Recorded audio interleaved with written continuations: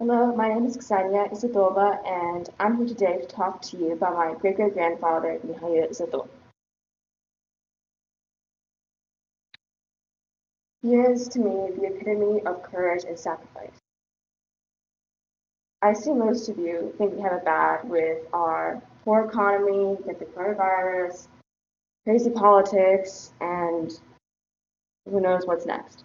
But whenever you place all of our problems happening now, and you look back and you see the lives of these war veterans and how they overcame every obstacle and persevered with courage and strength, our problems seem to just become like mere stepping stones, or at least sizable enough to cross.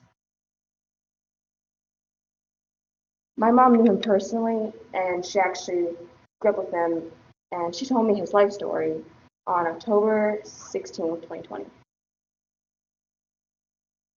He served in World War II before, during, and after the war.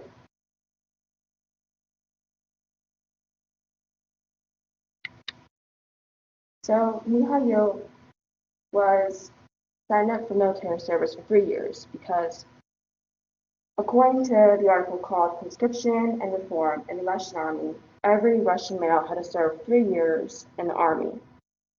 And so he was no exception. So after his 3 years were finished, he thought he could finally return back to normal life. Well, that's not what happened. Right at the end of last year, the war started. So they sent him to the infantry. And this is actually a picture of him and his buddies. He is actually the one on the figure below. So after he served about for 1 year, a bomb blew up, and he was wounded on his left side. It so sharp and it went to his chest and his heart, and one little like metal piece actually blew off his finger. So he was missing a finger, and his hand was kind of like mutilated almost, just like it's hard to move it. And so he wanted to go back and serve the war, go back and help his fellow soldiers. Because according to the article from the website independent.co.uk, issued on October 10, 2020, by Ishan Thauer, about 11 million Russian soldiers lost their lives. And he saw that he's living and he can sacrifice his life again for his fallen brothers. But they only said that he could drive, that's all. And so he said that he'd do it. So, and that's him. He is the one on the left again. So he would drive this big truck with full of ammunition to the front lines.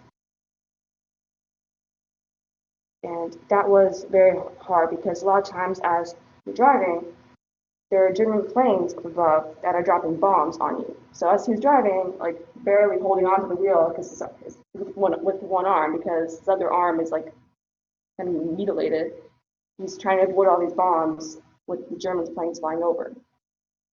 And according to Cleveland.com, retrieved on October 10, 2020, James Ruckert, an ammunition truck driver, and able to explains about this process and how he was constantly afraid of his life because who knows, a bomb could just drop right above you and just kill you that instant.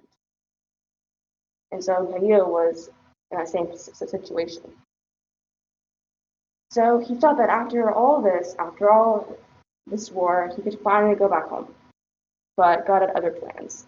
And he was actually sent to Berlin, or actually 2 hours away from the city of Berlin, to help with the reconstruction.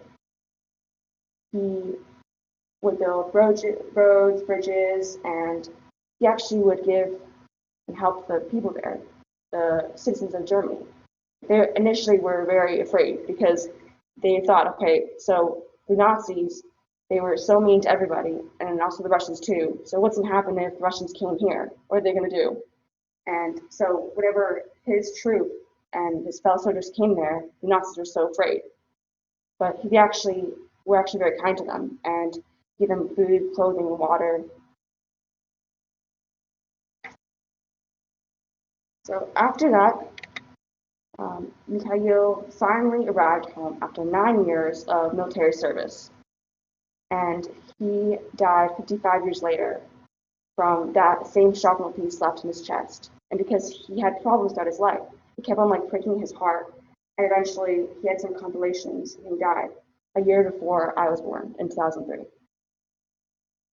So he served in the military before the war for 3 years, then 4 years in the war as a infantry and as a truck driver. And lastly, he was helping in the construction of Germany. Mikhail Zadov, my great-grandfather, served with valiance and vigor in World War II, sacrificing his life for this country before, during, and after World War II. We too, like Mikhail Zadov, should strive to attain the same courage and valiance and strength in whatever life throws at us, whether it be civil unrest, such as fires, a pandemic, or even a new president. Thank you. Any questions?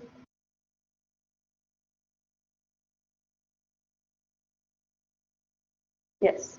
So did he live in Russia when he passed away? Good question. If he lived in Russia, yes, he did. He lived in Russia his entire life. My mom actually lived in Russia, so that's why she knew him, because she grew up with him as her grandfather.